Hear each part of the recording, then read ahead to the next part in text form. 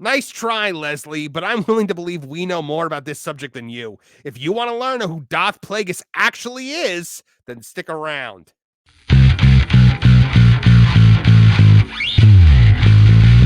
Hello, I'm Marvin, and I'm the Movie Monster. Have you ever heard the tragedy of Darth Plagueis the Wise?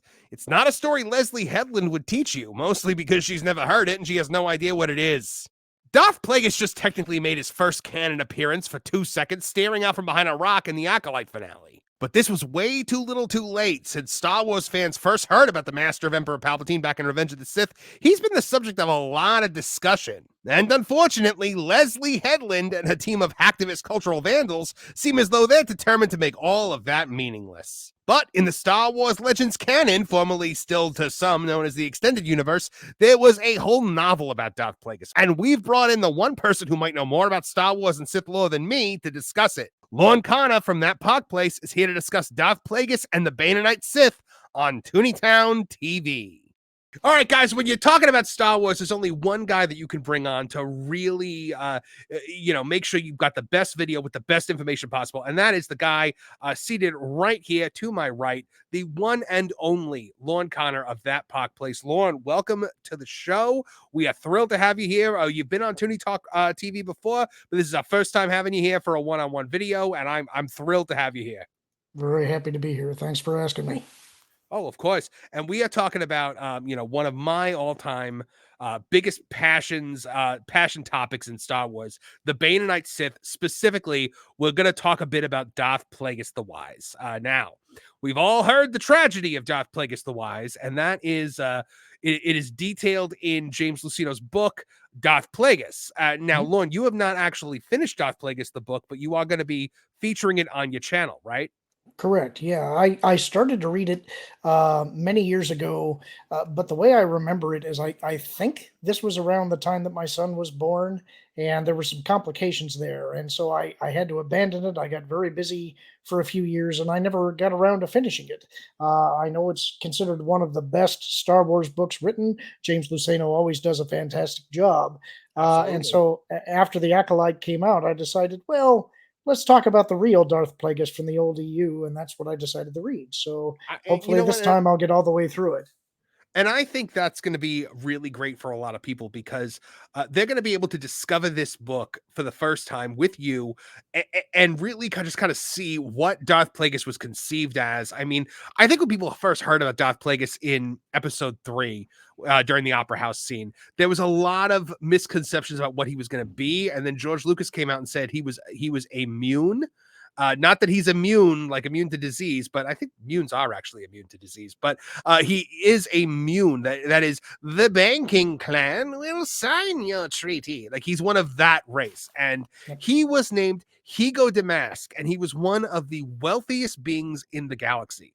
Now, he was apprenticed to Darth Tenebris, and so Tenebris basically what he did was he had 2 munes that were strong in the Force, but not Force users, conceive a child that he then would take possession of at some point. It was basically a contract that he made up to take, and then he trained Darth Plagueis. And we pick up the novel, as you probably remember from when you started to read the book, with the 2 of them, Darth Tenebris and Darth Plagueis, and it goes all the way up through the end of Plagueis's life, which I'm not going to give spoilers because I really want people to follow along with you and kind of like watch along with you and get the story from you on your channel. But let's talk a bit about the Banite Sith. Now, I'm currently rereading the Darth Bane trilogy.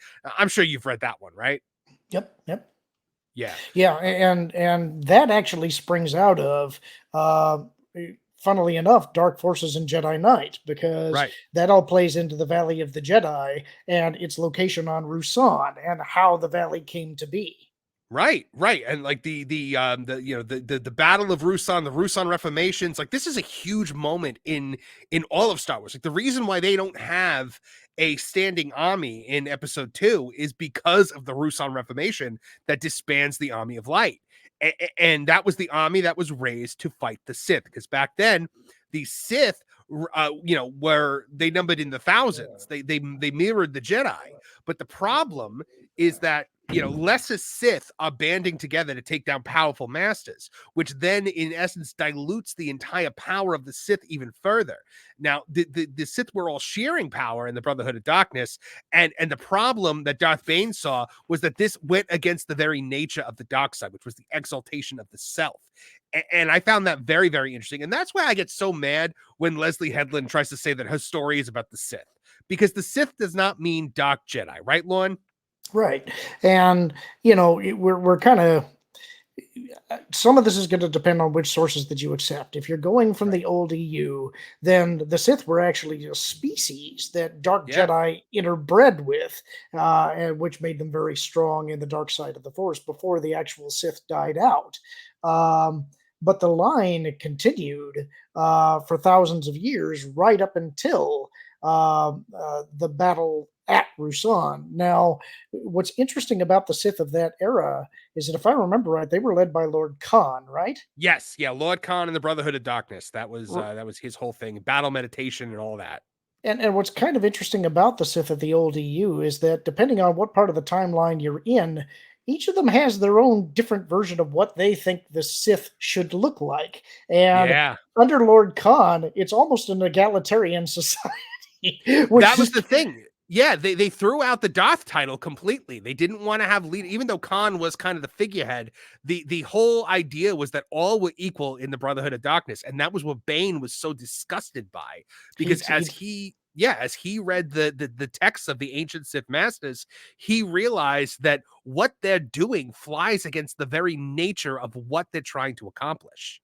Yeah, it was almost like they were forming a brotherhood of democratically elected Sith, and Yeah, Bane despised this whole idea. It's like if all of you have an equal vote and you're all comfortable in your seats of power, then you're never going to accomplish anything. You're almost lazy, fat, and stupid. You're not actually working to exterminate the Jedi. You're happy to hold on to these scraps that you have because right, you're all right. comfortable. And, And in essence, you've become the Jedi. In a way, yeah, and I think that when you read the Bane trilogy, that's kind of what you get in that first novel is, gosh, these Sith are just pathetic. Right, They're right. not very good villains, Well, and so and they had concepts of honor too that Bane is just so disgusted by, which I really enjoyed in that book. Where like when he's crushing Cordis, the Academy Master, to death, and he's like, "Wait, let go, let me draw my lightsaber, let's settle this like Sith." And Bane was like, "Why? Like why? Like why would I do that? Like I've got you here. Like I'm not gonna do that." And then there's something about like somebody said something about dying with honor or something like that, and Bane's like, "There's no honor in death. It's death." And that is the Sith line and the Sith way of thinking from Darth Bane, who many believed was the Sith Ari, the prophesied, chosen one of the Sith. Then again, there's a lot of there's a lot of gray area on who the Sith Ari was. Some say it was Palpatine, some said it was even Anakin.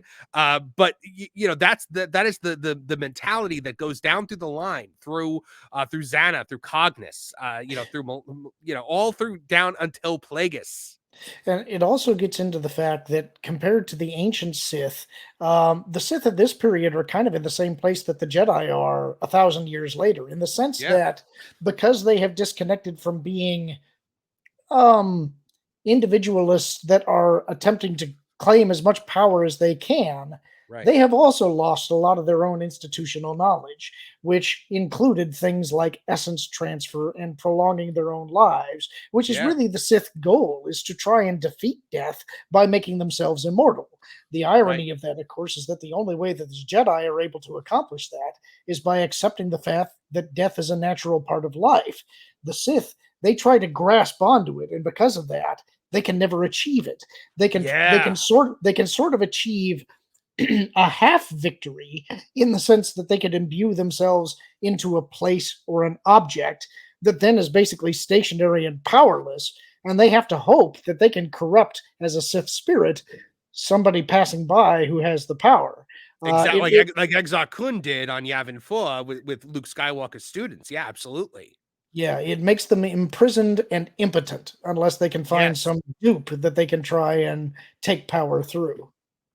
Yeah, yeah, for sure, for sure. And so Darth Plagueis, I mean, so the Sith of that time, they're not charging in and throwing people or throwing Jedi around. They're not challenging the Jedi out in the open. They're acting in shadow. They're acting in silence. Bane, the Jedi found out about Bane, but then like they thought they killed him because no one who had ever seen him had survived. So they assumed that Xana's crazed cousin was Bane and that they had killed Bane. Yep. So that's how Bane is known, and that's how the Rule of Two was known. But they thought they snuffed it out, and the Well, Sith grew. They are the Phantom Menace, and what we saw in the Acolyte, Lorn, was not a Phantom Menace. That was just a menace, if you could call it that. I mean, right? of course, again, I didn't see it, but what I saw enough of to know that this is these are posers. These are pathetic wannabes. These are not somebody that is in the true vein of the Sith.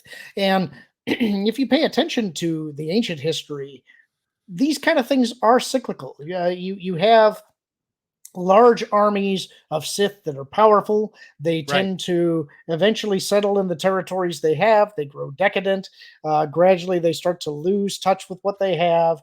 They get cast down and defeated. You can see some of this in Knights of the Old Republic and Knights of the Old Republic 2 as well. Yeah. In Knights of the Old Republic, the Sith are dominant in a way. You have Malak and Revan initially making serious inroads into the Republic before Revan gets stricken down. But by the conclusion, when Malak is taken out and Revan is ostensibly in the canon ending redeemed, you have a period of time that passes before you get to Knights of the Old Republic 2. And at that point, the Sith are acting completely from the shadows. They are shadowy assassins that are more Right. poisoners and stealthy assassins rather than the normal say the sorcerer master and the heavy apprentice. So, But now, um, if this guy Qimir, if this Smilo Ren, whatever you want to call him, if he's wandering around posturing, calling himself a Sith to the Jedi, like Darth Plagueis is there to kill him. yeah, Like, they're but not taking that. They're not taking that lying down. no, they would be the fact that they would be revealed before they're ready to come out would be a giant red warning flag because what you would expect to happen is that the Jedi would become vigilant at that point, and Oh that's the yeah. last thing that they want. The The idea last thing that they want is the Jedi to even say the word Sith. yeah, and the idea that they would be able to cover this up is also ridiculous. It's like, first of all, Hmm. you'd have to believe that. I guess the ending was left to your interpretation as to whether or not Vernestra Rowe actually informed Yoda of what really happened. Yeah. So But is Yoda incompetent or is Yoda complicit? That's the question. right, and so people have made. There's a debate going on about whether or not he would be able to sense all of these Jedi being slaughtered on a planet so far away. But I think the Right. best refutation of that I've heard is that in Revenge of the Sith, Yoda was able to sense Anakin planets away when he was in emotional distress, Yeah, I and mean, that's he sensed it in Attack of the Clones, didn't he? When he was attacking the the Sand Sand People, People. and Yep. Anakin was not somebody that Yoda had some kind of like deep connection with. They barely spoke. No, but that's I mean that's kind of the situation. Now I will not argue that the Jedi of this period do have their vision clouded, but that has more to do, I believe, with where the Jedi Order is at this point in time. They have lost touch with their roots, and they Right. become a dogmatic organization that is devoted to the Senate, and I think that's sort of what led them astray. Um, Absolutely, and but it leaves them open to the attacks from Plagueis and Darth Sidious, and that's what you're going to see when you start reading that book. And Lauren, when are you planning on starting that? oh, it's already started. I think Oh, that nice, we're all the way through chapter 3, and I think I'm going to be recording chapter 4 tonight, or actually, fantastic. And where can people go to find that? What's the channel? it's Lorn Connor 9030 on YouTube. Awesome. Lauren, I want to have more of these discussions in the future between you and I. I'd love that if you're willing to stop in because I love discussing the lore of Star Wars, the actual lore, what happened, the lost kind of continuity that was the EU. So thank you so much for stopping in. And I wish we had time for a longer conversation today, but next time we're gonna really dive down deep into the weeds. So I hope you're ready, my friend. You get it anytime. If you have a chance to check out the Star Wars EU, then I wholeheartedly encourage it. You can still find the books online, and Lorn Connor does an amazing job of providing a free audiobook on YouTube over at his channel, which is linked in the description. So follow along as he walks you through the Plagueis novel, and I don't think you'll be disappointed. Thanks for checking out the video today. I hope you'll join us Thursday nights at 8 p.m. for Tooney Talk TV, a live stream pop culture podcast. It's a great way to make your voice heard as part of the Tooneytown community. And please subscribe to our pro wrestling channel, Tooneytown Wrestling, as well as That Game Place, the That Park Place gaming channel where I'm a regular host. If you like what you saw here today, please like, share, and subscribe. Click the bell icon to get notified of new videos as they drop. From all of us here at the Tooneytown channels, I'm Marvin the Movie Monster. Now get out of here!